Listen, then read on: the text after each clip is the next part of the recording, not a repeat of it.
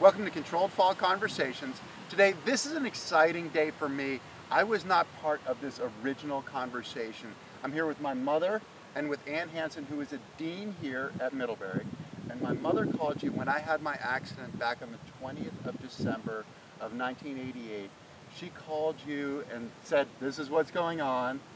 And then you guys came together and did a walk of campus as I was getting ready to leave to figure out what was accessible, how I could get around, which I still wonder. I mean, this is the obvious question, right? You guys were open to the whole idea of it, from what I understand. Mm-hmm. Why didn't you say, do you really think that's a good idea? Why do you want to come back?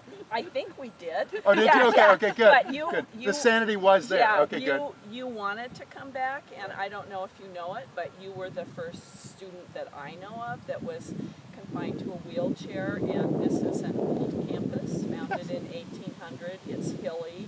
It's got tons of snow in the winter, and we were not at all accessible. And I remember you coming back and us walking around campus with Mr. Kelly, Mr. Frank Kelly, who was the director of residential life, and kind of trying to create Chris's life as he came back here and figure out what we needed to do to come back. And I know you were so ready to come. This happened in December, and you were ready to come back the beginning of February. And so I think we were talking about, can you get ready? But Mr. Kelly and I were talking about, oh my gosh, can we get ready? And that was the challenge. And what were you thinking? I mean, like, somebody's got to put, because obviously you're not going to change the fact that it's on a hill. Yeah. There's nothing you could do. I mean, even Frank, there was nothing that Frank could do about that. But putting ramps on buildings and figuring out where my classes were going to be, and obviously trying to get to the dining hall and trying to get from one class to the other, and it sounds like it's a puzzle.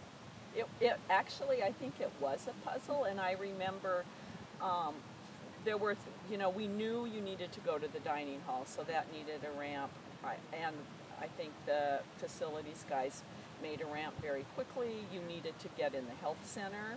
I remember that you couldn't get in the main administration building to the dean's office, so we used to have to meet other places. But we kind of, when we went on the walk, kind of tried to figure out your day. And I remember getting to the mail room, which at the time was over in Forest, and thinking, oh, there's a ramp that goes down that you would be able to do, and then we got in, and you were saying, no, his mailbox is up here, and he can't reach that, and so He's a lot shorter now than he used to be. Well, things that we didn't, it was just trying to figure out how you could live your life, and I remember that we rescheduled.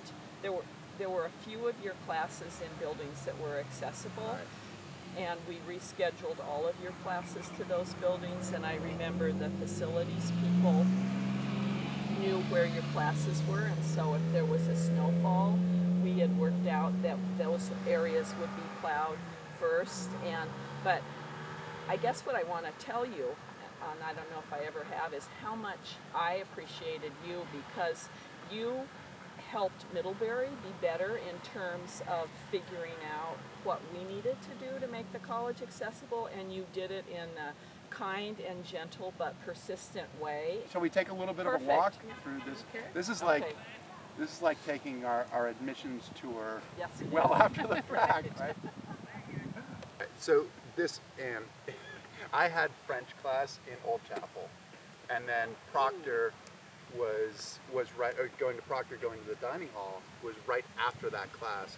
And I remember looking at this hill thinking, and initially I couldn't make it up this hill. I can hardly make it up this hill now, and I'm working out and stuff. It's a steep hill. So what were you guys talking about? Were you talking about like these kinds of hills and things like that as you were coming around campus, or was it mostly about getting into buildings? Or I remember talking to your mom about, are you sure he's going to be ready to come back? Can he do this in such a short time? Da da da da da. And I'm sure she wasn't sure. No, because really there was no way. It was like, okay, if he can get ready and if he comes back, what can we do to make it as easy as possible for him to come back? And I so much appreciated just your initial warmth and agreement to make it all work. Well, we wanted Chris to come back. Yeah. And I remember walking around with you and just kind of whole new eyes. Like, how is this going to work? How can we make this work out for you? When you think of all the ramps being built so quickly and attached in the winter with the snowbanks and everything else, Yeah. that's pretty amazing. It was. All your I mean, crew. they made it a priority. Now, Anne, have there been other people who use wheelchairs? Actually, that was one of the things I was going to mention. And we've had, that I know of, 2 undergraduate students who also had skiing accidents. So and, Kelly Brush, Yeah, I know Kelly well. yeah. And I didn't know if I should say the names or not, so. Right, fair But enough. you actually were a reference and helped both of them. I don't know if you remember that, but Okay. just, I know you I'm know. trying to think of who the other Kelly. one is, right. Yes, because I'm here for her ride, Yeah, so yeah. I've known Kelly well, and actually Forrest Carey, who was the coach Oh, Forrest, here, yeah. I had Yeah. known Forrest independently of Kelly, Yeah. and he called me from the hospital after the accident because I was the only one that he knew.